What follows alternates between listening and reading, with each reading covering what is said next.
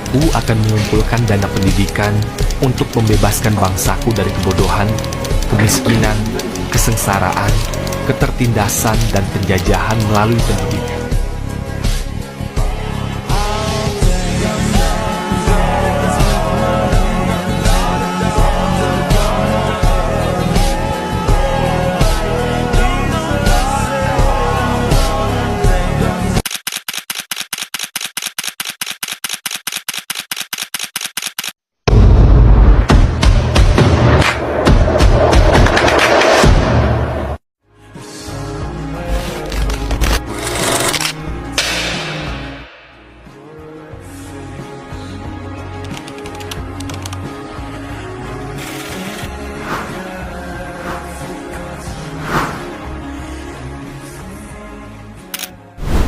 Assalamualaikum warahmatullahi wabarakatuh. Perkenalkan, nama saya Purwita Ningrum. Di sini saya akan menjelaskan sedikit tentang Bapak Dr.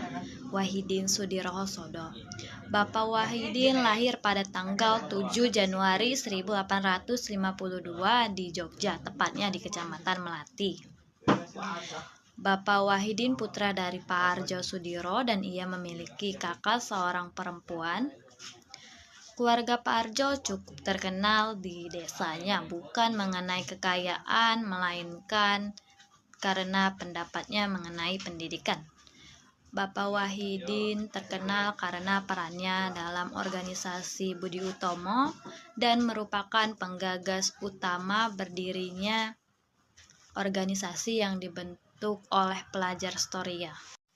Wahidin kecil bersekolah di Sekolah Dasar Angkaloro, kemudian melanjutkan pendidikannya ke sekolah yang lebih tinggi, yaitu Sekolah Rakyat Rendah Eropa. Kemudian melanjutkan pendidikannya di Tweeds Europe's Lager hingga mendapatkan predikat terbaik.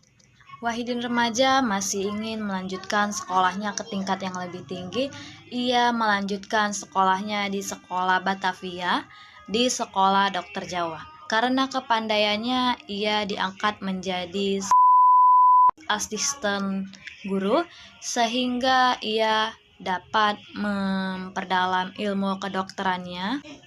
Wahidin prihatin melihat penderitaan dan keterpurukan bangsanya, dan ia melakukan aksi dua hal, yaitu memberikan pendidikan sebaik-baiknya kepada masyarakat dan mengunggah kesadaran kebangsaan masyarakat.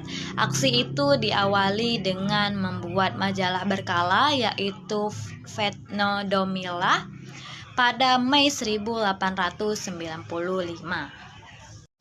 Dari majalah tersebut, Wahidin dapat menyuarakan kepentingan bangsanya, sehingga ia dapat menyebarkan pemikirannya mengenai pendidikan dan kebangsaan. Tak hanya majalah Retno Domila, Wahidin juga menerbitkan majalah Goiro Desa yang berisi pengetahuan pertanian dan kesehatan. Aksi langsung Wahidin pada majalah dirasa kurang, sehingga pada November 1906 Wahidin memutuskan untuk berkeliling Pulau Jawa. Pada akhir tahun 1907 Wahidin singgah di sekolahnya dahulu, yaitu Sekolah Dokter Jawa, yang kemudian berganti nama menjadi Stovia. Wahidin mengadakan pertemuan dan para siswa tergugah dari cerita Wahidin. Hingga pada akhirnya, karena semangat itu, mereka mendirikan sebuah organisasi pemuda Jawa yang kemudian dinamakan Budi Utomo. Organisasi ini memiliki tujuan untuk meringankan beban perjuangan warga Jawa dan memajukan pendidikan serta kerohanian dengan dukungan Budi Utomo.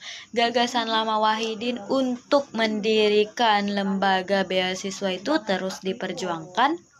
Usaha itu dijadikan sebagai salah satu program Budi Utomo, hingga pada akhirnya Budi Utomo mendirikan Dharmawara sebagai lembaga yang mengurusi beasiswa. Walau usianya terus berlanjut, Wahidin terus aktif dalam pergerakan nasional. Ia tak kenal lelah terus berusaha berbagai cara untuk memajukan pendidikan termasuk mendirikan Dharmawara. Pada tahun 1914, Dharmawara mendapat pengakuan resmi dari pemerintah kolonial. Hingga umur 65 tahun, Wahidin masih semangat berjuang. Namun pada tanggal 26 Mei 1917, ia tutup usia dan dimakamkan di Melati, Sleman, Yogyakarta. Karena jasanya sebagai pelopor pergerakan nasional, pemerintah Republik Indonesia memberikan gelar pahlawan nasional pada 6 November 1973. Sekian cerita dari saya pamit undur diri. Assalamualaikum warahmatullahi wabarakatuh. Jika ada perkataan yang salah mohon dimaafkan.